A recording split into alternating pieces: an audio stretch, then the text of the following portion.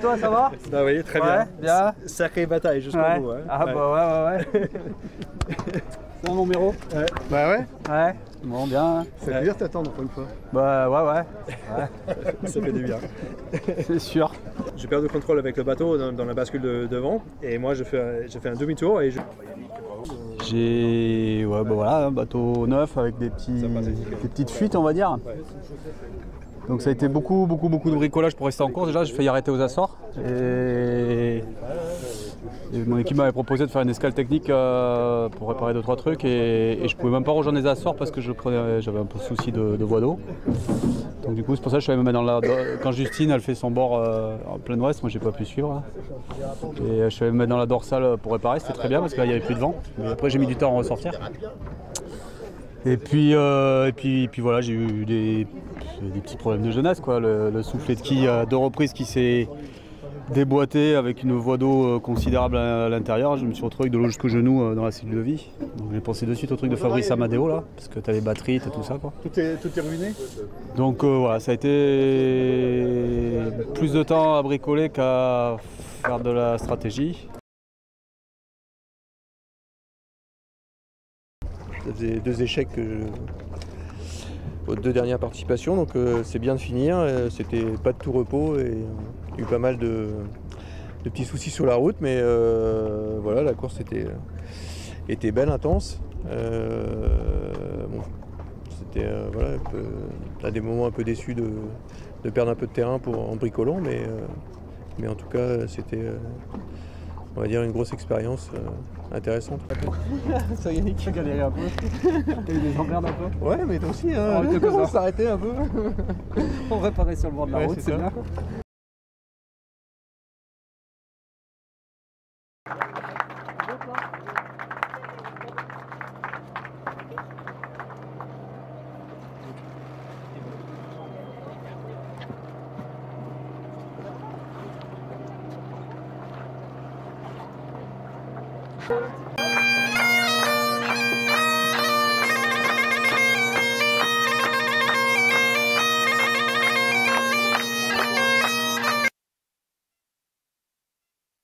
C'est, je pense, une des courses les plus dures que j'ai faites. On a eu des conditions qui n'étaient pas du tout simples, déjà en termes de stratégie. Et puis après, je trouvais que les conditions de mer étaient toujours très difficiles, croisées, une mer assez forte à chaque fois. Je retiens qu'il y a du match à chaque fois, tout le long, peu importe où on se situe. J'ai appris beaucoup de choses sur le bateau. Après, ouais, il y a une grosse déception. C'est dur, quoi. Ouais. Je sens qu'il y a un truc qui n'est pas fini, quoi. Donc, il va falloir revenir et ouais, franchement, j'ai passé des heures et des heures, quoi, à essayer de comprendre, à changer de voile, à essayer le réglage ci, le réglage ça. Et à un moment donné, je me suis dit, bah là, je bute, quoi. Je n'ai pas le mode d'emploi, enfin pas dans certaines conditions, quoi. Et c'est hyper dur parce que tu en as des qui passent à côté et ils vont coucou. Et toi, tu sais que tu as une super machine et tout le monde t'attend au tournant. Et en fait, c'est un bateau, il faut vraiment l'apprendre. En fait, on s'est préparé toute l'année à faire du prêt. Donc du coup, au prêt, finalement, j'ai presque sauvé les meubles. Et en fait, j'ai pas fait de portant de l'année, quoi. Et du coup, on a fait quand même pas mal de portants. Une mer très formée. Je crois que le bateau, il a pas volé une seule fois au portant. Il a fait que être sous l'eau tout le temps. Et du coup, c'était dur parce que j'ai pas vu le potentiel du bateau en fait au portant. Et je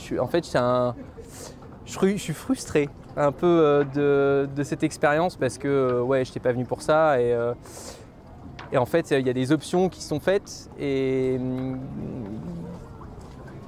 en fait, j'ai pas été assez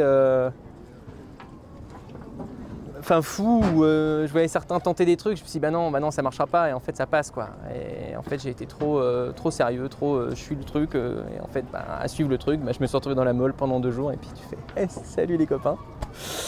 Mais voilà, je suis très content d'être là, le bateau il est intact, il n'y a pas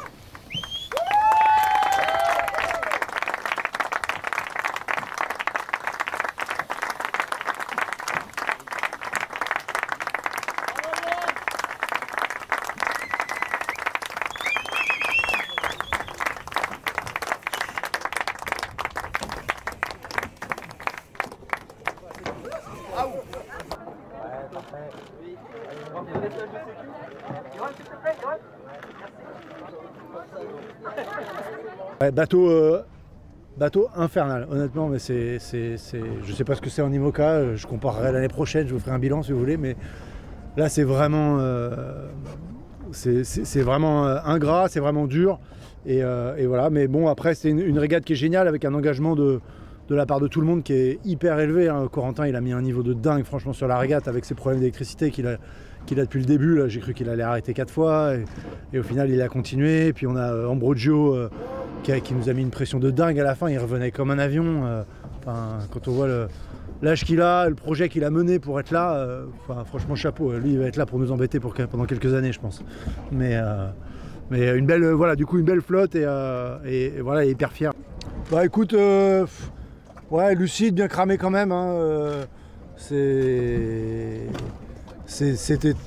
intense, donc ouais, plusieurs fois j'étais vraiment à bout. Honnêtement, je me suis jamais, je pense, aussi bien senti physiquement sur ces épreuves-là.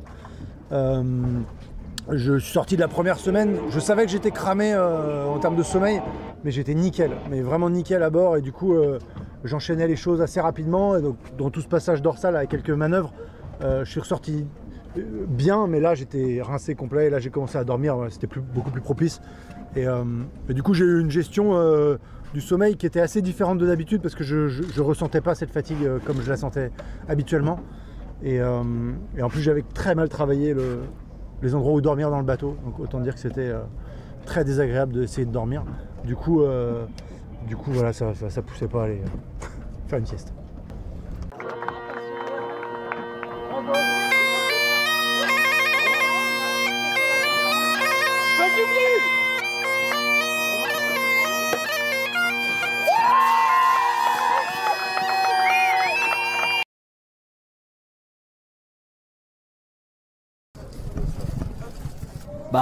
Tour de la Guadeloupe. Le Tour de la Guadeloupe, c'est intense quand même, hein. C'est un bon malade, celui qui a pensé, en fait, elle arrive sous le vent de la Guadeloupe. Et en plus, moi, je ne savais pas que Corentin, il avait la peine à prendre. Du coup, quand je l'ai vu qu'il m'est recollé à 0,5, j'ai dit, oh là là, c'est parti. Mais c'est ça le moment plus intense, parce que moi, cette course, je me suis dit tout le temps, en fait, c'est tout dans la tête. C'est que là qui se passe. Dès que j'avais un truc mal, dès que j'allais pas bien, dès que j'allais pas vite, je disais non, mais c'est juste la tête. Il faut que tu règles la tête, après le reste, ça va aller. Et là, tu arrives à le Tour de la Guadeloupe, c'est tout contre, tu vois. Il y a la pétole, les nuages partout, il y a des grains tous les 15 secondes. Enfin, c'était comme une blague. Je veux dire, on est presque arrivé, et là, on s'est fait déglinguer par les grains, Et là, je me suis jamais dit, mais non, c'est dur, fais chier. J'étais tout le temps au taquet, prêt pour un nouveau grain. Dans la mesure que, oui, ça se joue tout dans la tête. En fait, c'est dur. En fait, c'est très dur. Et du coup, tu peux vite partir en te disant, ouais, fais chier, c'est dur. J'ai mal, le truc. Et du coup, voilà, moi je suis parti à l'opposé. Je suis parti en me disant que voilà, il faut la gagner déjà avec toi dans ta tête, être bien avec toi-même, savoir pourquoi tu es là, et puis les restes, ça vient beaucoup plus facilement. Je sais pas, non, c'est pas... Bon, non. Oh, c'était énorme parce que... Ah bah merci. En plus, il y avait Alban et Bernie avec lesquels j'ai partagé toute la construction du bateau. En fait, ça a été super intense. Moi, je me rappelle encore quand on a mis le bateau à l'eau. Et il y avait Bernie qui vomissait, Alban qui pleurait. Enfin, on était épuisés. Ouais, j'avais l'impression qu'on... je sais pas, mais en tout cas... C'est chouette aussi parce qu'on y arrive tous ensemble et on fait un truc incroyable. C'était vraiment hyper intense. Les derniers 8 mois, enfin, je me suis même posé la question plusieurs fois, mais pourquoi? Enfin, c'est trop en fait. Et après, en fait, on met le bateau et en 2 mois, et juste, moi, je pars, je ne savais pas empanner. Je ne savais pas empanner. Je me suis rendu compte pendant la course qu'en fait, je ne savais pas empanner tout seul sur le bateau, et ça faisait 2 ans que je n'avais pas fait de course en solo. Et Mais du coup, je sais pas, c'est complètement folle quoi. On a fait un bateau neuf, avec un architecte neuf, avec 2 mois de temps et c'est un fusée. C'est très bien. Je suis pas au-dessus, oui, j'ai eu quelques merdes, mais bon, c'était un route de Rome, franchement. Ah ouais, la course c'était bien. Hein. Le debout, moi j'ai bien aimé. Le debout avec beaucoup, on a beaucoup navigué avec Mathieu. Regarde. Bon, petit Mathieu. Ça... Du coup, c'était quoi? C'était une baleine? Je sais pas. Je sais pas. Bon, non, mais du coup, le debout, c'était hyper marrant avec les courants et tout. On s'était quand même un peu fait défoncer à Ouessant. À Ouessant, déjà, c'était bien. Et puis, ça enchaînait un peu la course au large. Et là, moi, au début, j'avais un peu de mal parce que, du coup, c'est là que j'ai eu mon gros souci. Bon, 2 gros soucis, j'ai eu. Hein. Mais là, le premier, c'est que j'ai pété la cadène des J2. Et du coup, se taper là toute la réparation à l'avant, en fait, ça m'a un peu stressé, quoi, mais bon. Je sais pas où je vais, sinon je suis parti pour raconter toute la course. Et du coup, oui, en fait, je me suis dit, parce que du coup, Yann, il a eu la même chose.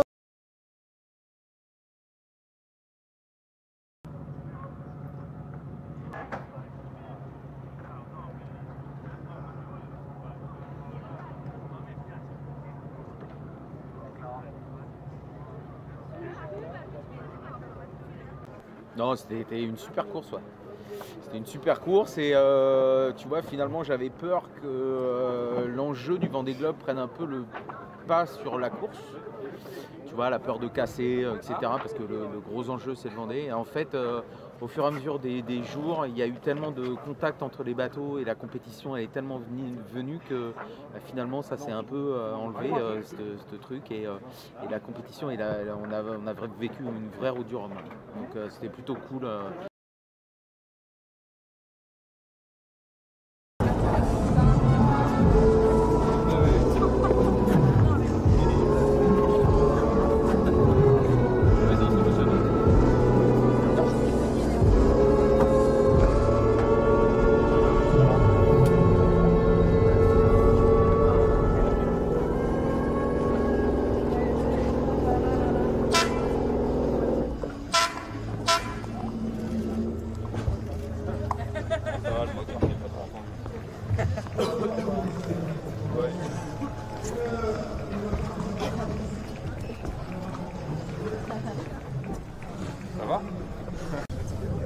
Quand j'ai coupé la ligne, je me suis senti un peu seul, hein. Il n'y avait pas foule. Hein. Mais non, écoute, je suis content.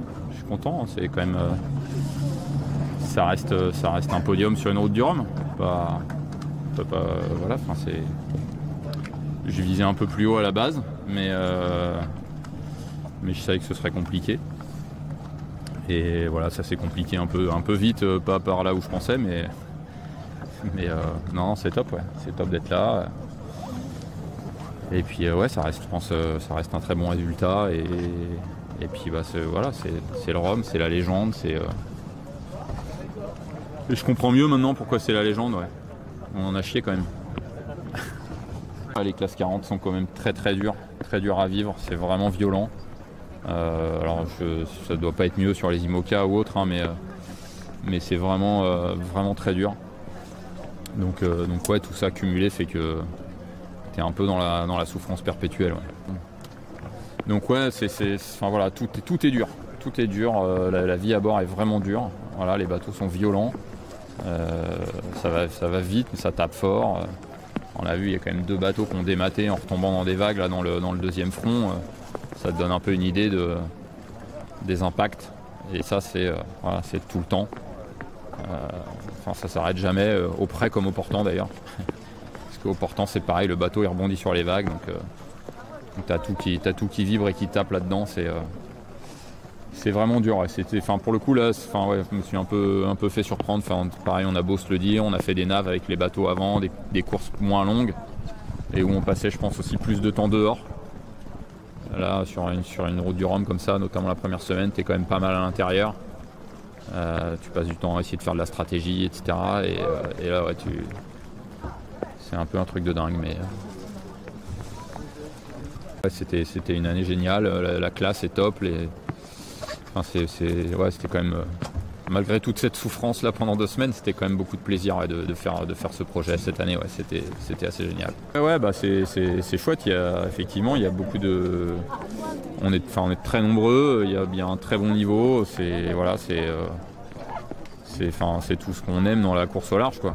Ce mélange des bateaux qui sont quand même si on a dit qu'ils étaient violents et durs, mais qui sont quand même des bateaux incroyables, justement, d'efficacité, de vitesse, etc. Des chouettes combats sur l'eau parce qu'il y a du monde et qu'il y a du niveau. Donc c'est clair que c'est un régal d'être en classe 40 dans cette période-là. Ouais.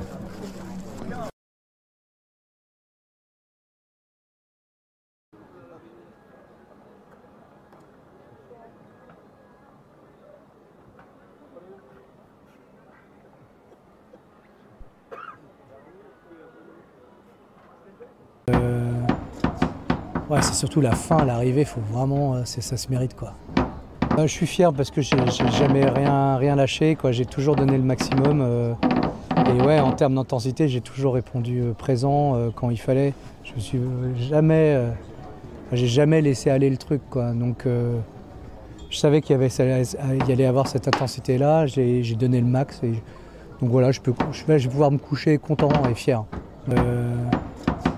Ouais, c'est surtout la fin, l'arrivée, faut vraiment, ça se mérite, quoi. Je suis fier parce que j'ai jamais rien lâché, quoi. J'ai toujours donné le maximum. Et ouais, en termes d'intensité, j'ai toujours répondu présent quand il fallait. Je me suis j'ai jamais laissé aller le truc, quoi. Donc je savais qu'il y allait avoir cette intensité-là. J'ai donné le max. Donc voilà, je vais pouvoir me coucher content et fier.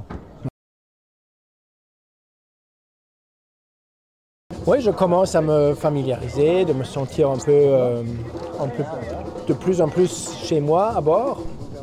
Je ne suis pas encore là où j'étais avec l'ancien bateau, où c'était vraiment fabuleux, quoi. La connexion entre bateau et moi, là, ça s'évolue encore. Oui, c'était passionnant de voir et je suis très content que ça se finisse comme ça, avec un vrai duel. Et que ça ne soit pas que Charlie qui gagne toutes les courses tout le temps. ça le rend un peu plus piquant, l'affaire. Et Thomas, il avait tellement envie, je le connais bien, on a fait aussi une transat ensemble il y a quelques années. Et il avait vraiment envie de gagner celui-là.